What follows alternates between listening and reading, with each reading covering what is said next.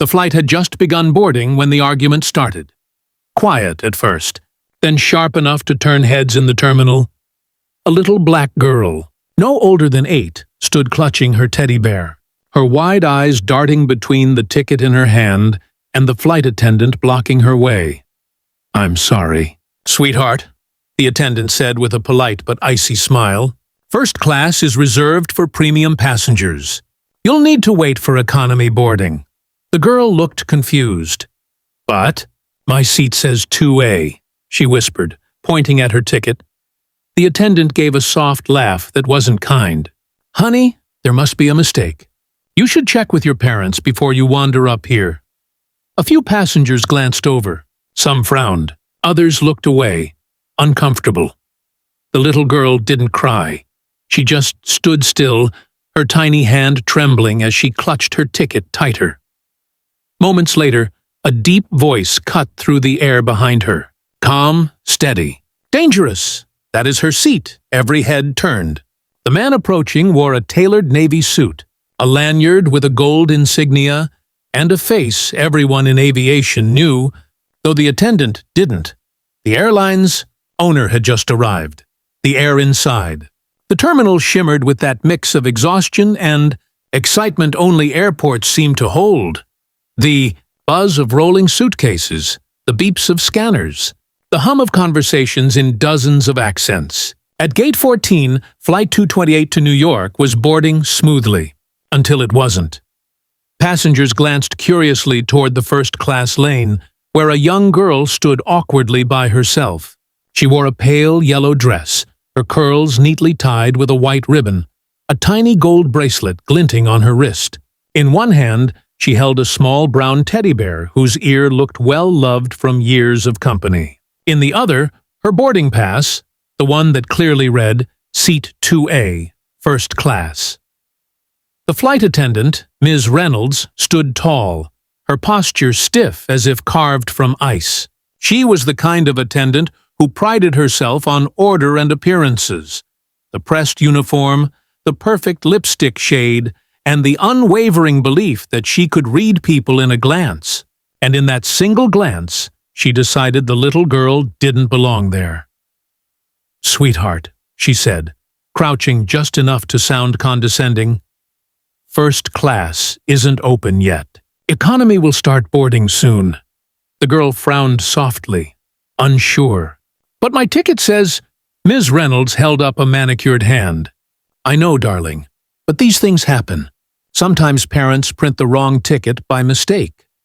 A murmur rippled through the nearby passengers. A few exchanged looks. One woman whispered, "That poor kid. Maybe she's flying alone." Another shook her head, whispering, "She said 2A. That's first class." Still, Ms. Reynolds smiled tightly and gestured toward the back of the line. "Why don't you wait over there, okay?" The little girl didn't move. Her chin quivered, but she stayed rooted where she was, clutching her bear tighter. Not out of defiance, but confusion. The crowd around her began to slow. Even the boarding agent glanced up, sensing tension. And then, from behind the sea of passengers, a tall figure emerged. Calm, deliberate steps, eyes fixed on the scene unfolding ahead. The man's presence carried weight. People instinctively shifted to make way. His suit was sharp, dark blue with a faint pinstripe, his ID lanyard gleaming under the fluorescent lights. "Is there a problem here?" His voice was low, steady, not raised, but commanding enough that every sound around them seemed to dim. "Since." Reynolds straightened instantly, smoothing her uniform. "Oh, no, sir. Just ensuring proper boarding procedures. This child seems to have mistaken her." "She hasn't mistaken anything," he interrupted quietly, his gaze landing on the girl. "Her ticket's correct." Ms. Reynolds blinked. "Sir, I'm sorry, but first class is reserved for—" He lifted the corner of his lanyard, revealing the gold emblem embossed with a name she recognized too late. Caleb Johnson, founder and CEO. Horizon Airlines. The blood drained from her face. Around them, whispers spread like wildfire. Caleb knelt beside the little girl and smiled softly. "You okay, Princess?" She nodded, whispering, "She said I couldn't sit with you." He stood slowly, his eyes never leaving Ms. Reynolds. "Well," he said, voice calm but cutting, "I think it's time we talked about who can and can't sit in first class." The terminal was suddenly quiet. Not silent, just different. The kind of quiet that happens when tension hangs too thick to ignore. Caleb Johnson stood tall, his calm presence a storm disguised as stillness. Around him, phones subtly lifted, passengers pretending to check messages but clearly recording. The air seemed heavier. Ms. Reynolds swallowed hard, the color drained from her face. "Mr. Johnson, I didn't realize—" Caleb raised a hand, not to silence her, but to slow her excuses. His tone stayed even, almost kind. "That's the thing, Ms. Reynolds. You didn't realize. And that's the problem." He turned to his daughter, kneeling again so his voice softened. "Go ahead, honey. Show her your ticket." The little girl handed it over, small fingers brushing the stiff paper, her teddy bear tucked under one arm. Reynolds took it with shaking hands. The print was unmistakable. "Seat 2A, first class. Verified priority passenger." I see that," she stammered. "But she came up alone, I assumed." Caleb's gaze sharpened. "You assumed she didn't belong here?" The words hung heavy. A nearby gate agent froze mid-typing. A mother pulling her child's hand paused, listening. The crowd felt the electricity. Polite, corporate words that carried centuries of meaning underneath. Ms. Reynolds looked desperate now. "Sir, I assure you, I treat every passenger equally." "Do you?" he said quietly. "Because what I just saw didn't look equal to me." He didn't yell. He didn't need to. Every syllable landed with the weight of quiet disappointment, the kind that cuts deeper than anger ever could. His daughter tugged at his sleeve. "Daddy, am I in trouble?" He smiled softly. "No, sweetheart. You did everything right." Her small hand found his, and he stood again, facing the attendant. "We'll board now," he said simply. Reynolds nodded quickly, stepping aside. The girl walked ahead, her little shoes tapping gently against the carpet, head held high now. Caleb followed her, eyes forward. But everyone could feel the storm following behind. As they entered the jet bridge, whispers swelled behind them like a rising tide. "Did you see who that was?" "That's him, the owner of Horizon. She just told his kid she couldn't sit in first class." By the time they stepped into the aircraft, the news had already traveled faster than the plane itself. Inside, the cabin smelled of citrus and leather. Calm, expensive, polished. But beneath the surface, something shifted. The lead flight attendant, Mr. Lopez, hurried forward, flustered but professional. "Good afternoon, Mr. Johnson. A pleasure as always. We weren't informed you'd be on board today." Caleb gave a polite nod. "Spur of the moment. Thought I'd see how our first-class service is doing." Mr. Lopez's smile flickered. He had already heard. Everyone had. The little girl climbed into her seat, 2A, her teddy bear placed neatly on her lap. She looked out the window, unaware of the tension rippling through the crew. Caleb settled into the seat beside her, his expression unreadable. Then, with measured calm, he said, "Mr. Lopez, could you ask Ms. Reynolds to come in for a moment?" Lopez hesitated, glancing toward the door. "Of course, sir." Moments later, Reynolds appeared, pale, trembling slightly. She stood in the aisle like a student called to the principal's office. "Ms. Reynolds," Caleb began, his voice low but even, "I built this airline because I believed people deserved better. Better service, better treatment, better humanity. Not just some people, all people." She nodded frantically. "I understand, sir. It was a misunderstanding." He leaned forward slightly. "No, it was an instinct, and that's far more dangerous." The cabin was silent. Even the faint hum of the engines seemed to fade. Passengers nearby pretended to read, but their ears strained. "Tell me," he continued softly, If it weren't my daughter. If it were just another child who looked like her. What would you have done? Reynolds's lips parted, but no sound came. That's what I thought, he said quietly. You see, Ms. Reynolds, bias doesn't always scream. Sometimes it smiles. Sometimes it sounds polite. He leaned back. But it still hurts. Reynolds's eyes filled with tears. Sir, please, I've worked here for 12 years. I never meant... Caleb looked at her for a long moment, his silence colder than anger. Then he said, I'm not going to make a scene here. You'll finish this flight. Then you'll report to headquarters tomorrow morning. HR will handle the rest. She nodded quickly, wiping her eyes. Yes, sir.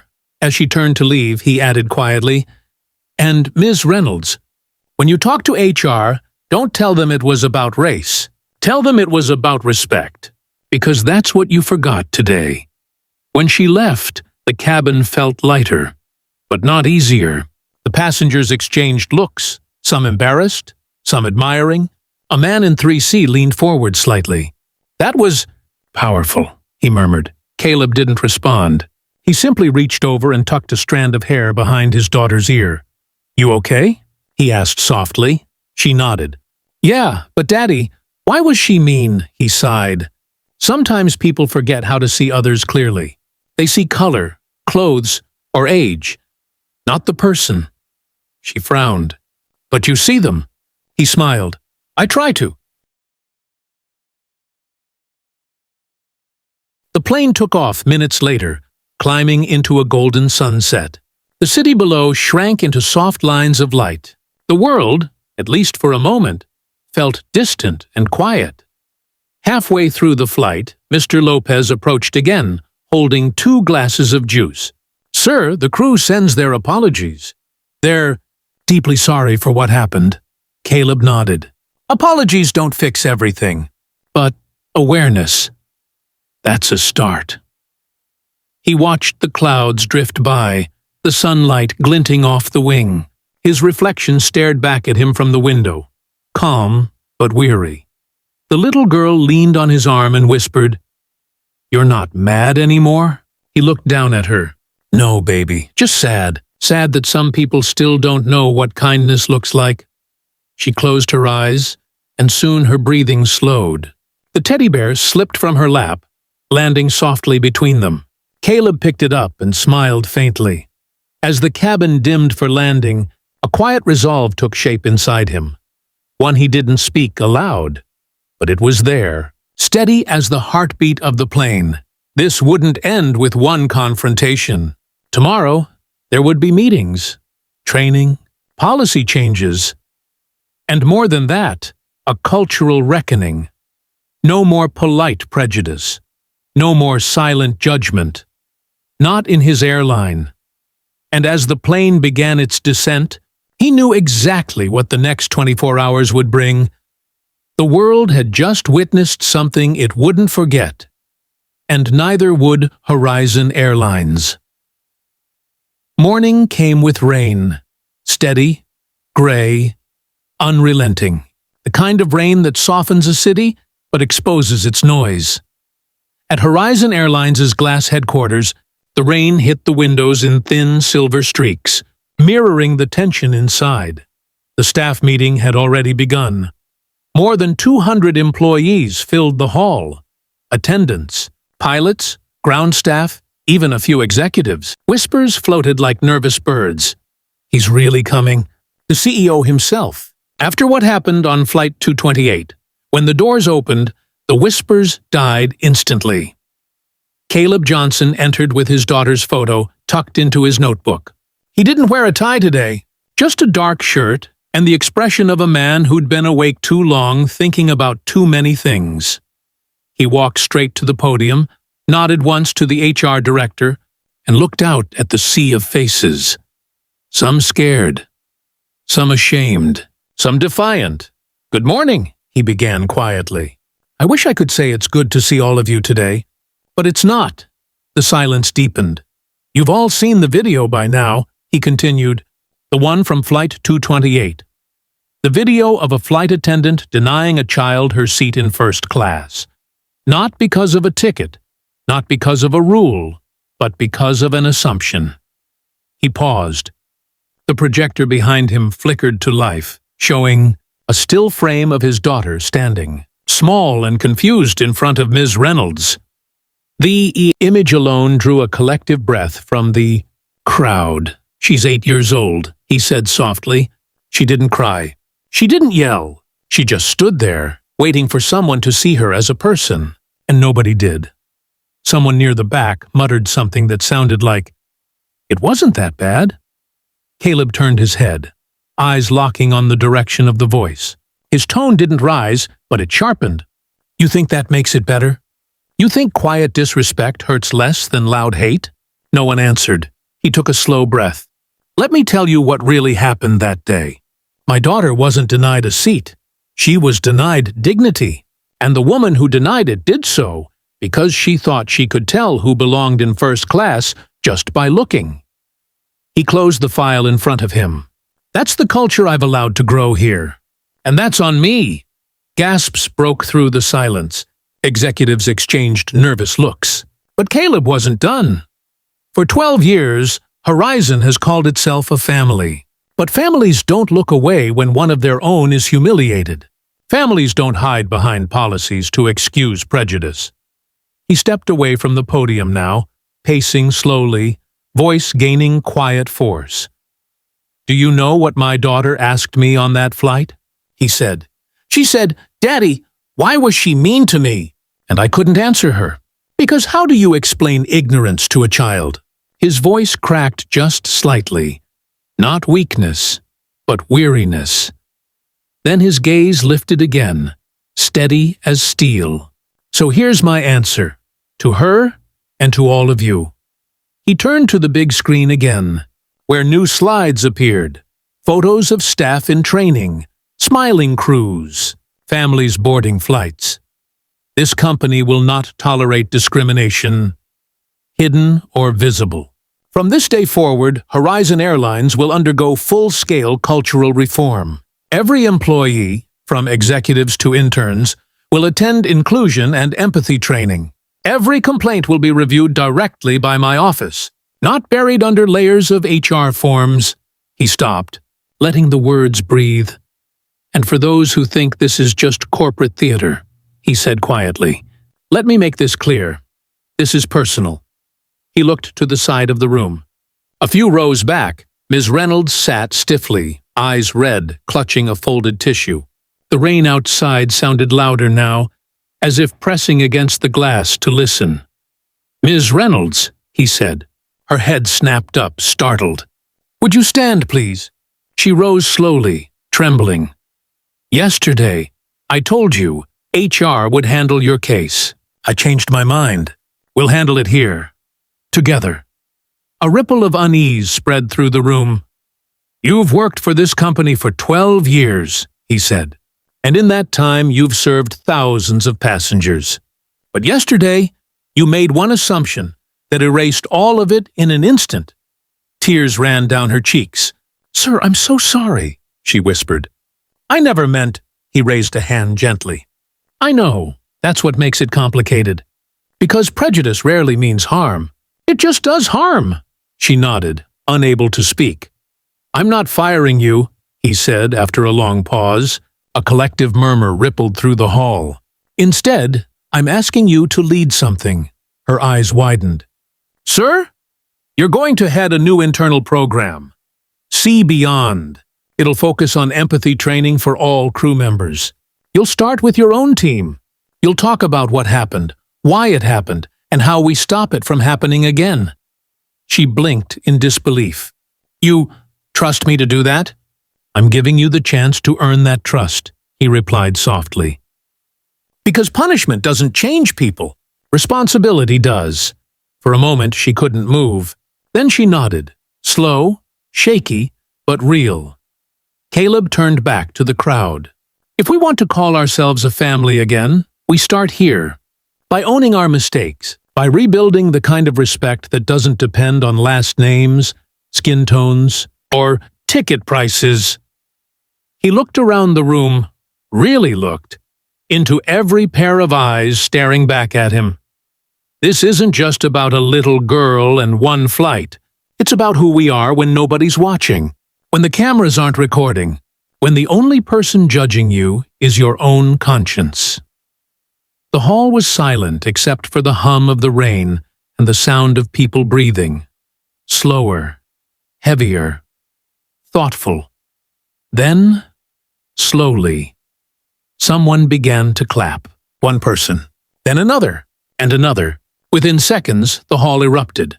Not with the polished applause of corporate politeness, but something rawer, human. Ms. Reynolds wiped her tears, joining in. Her face still streaked, but her posture stronger. Caleb didn't smile. Not yet. He simply nodded once, then walked off the stage. Outside, the rain had stopped. The sky above the runway was still gray but clearing, sunlight bleeding faintly through the clouds. In the lobby, Caleb paused by a window. His daughter's photo still lay tucked in his notebook. He looked at it and exhaled, long and deep. Behind him, employees passed, some nodding respectfully, some whispering, "Thank you." He didn't respond. He just stood there, watching the planes take off, one after another, silver wings rising into clearer skies. And for the first time in days, he allowed himself a small, quiet smile, because change, like flight, always begins with turbulence. The next morning dawned clear. A wide, golden sky stretched over the city like a quiet promise. The storm had passed, but the air still smelled of rain, as if the world had been gently washed clean. At Horizon Airline's headquarters, the lobby buzzed with an unusual calm. Staff arrived early, some exchanging shy smiles, others still processing what had happened the day before. The meeting, the confrontation, the confession, the change, had spread through every office, every crew room, every base. And though the air was thick with reflection, it carried something new too. Hope. Caleb Johnson stood in his office, overlooking the runway. From this height, the planes looked like silver birds resting before flight. He sipped his coffee slowly, the city humming below. On his desk sat a folder labeled Project C Beyond. Inside were notes from Ms. Reynolds, her handwriting careful, her words raw but genuine. She'd spent the entire night drafting new guidelines, outlining how attendants could recognize bias before it shaped their actions. There were scribbles in the margins, underlined sentences, and one line that made him pause. Respect doesn't start with policy. It starts with perception. He smiled faintly. She'd understood. A knock came at the door. He looked up to see Ms. Reynolds standing there, dressed neatly, but without the usual corporate polish. Her hair was tied back, her posture still nervous, but her eyes were steady. "Good morning, sir," she said softly. "Morning," he replied. "You're early," she nodded. "Couldn't sleep much. I wanted to show you something." She handed him a tablet. On it was a short video clip, one she'd recorded herself.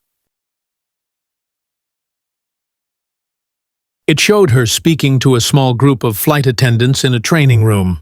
Her voice trembled at first, but it grew stronger as she spoke. "Yesterday, I saw myself in a mirror I didn't want to look at, and I didn't like what I saw. But if this company is truly a family, then we don't fix mistakes by hiding them. We fix them by learning out loud. I want to start there. Today." The video ended. For a long moment, the only sound in the room was the distant roar of an engine outside. Caleb nodded slowly. "That's a good start," he said. She exhaled, a faint relief softening her shoulders. "Thank you for giving me a second chance." He shook his head. "You gave it to yourself." They stood in quiet understanding before she excused herself. When the door closed, Caleb turned back to the window, his reflection merging with the skyline. Across the tarmac, one of the planes began to taxi down the runway. Flight 228, the same route where everything had begun. Inside that plane, a little girl with curls sat in seat 2A, swinging her legs, teddy bear in her lap. She wasn't traveling with her father this time. She was with her aunt, chattering happily about school and clouds and how orange juice tastes better on planes. But, before takeoff, the lead attendant, a new hire, young and nervous, knelt beside her seat.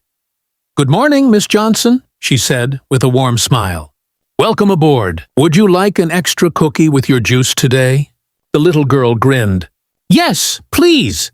And when the attendant stood, she glanced toward the cockpit, where the captain, informed of the passenger list, gave her a small, approving nod. Back in his office, Caleb watched the same plane lift off, its silver wings cutting through the blue morning light.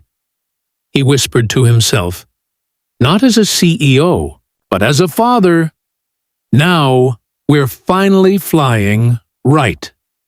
The sunlight caught the side of the building, bright and golden, spilling warmth into the room. For the first time in weeks, Caleb didn't feel the weight of disappointment. He felt momentum. Not every change makes headlines. Some start quietly. In classrooms, in crew rooms, in hearts. And sometimes, the greatest journeys begin not when you take off, but when you finally learn how to see,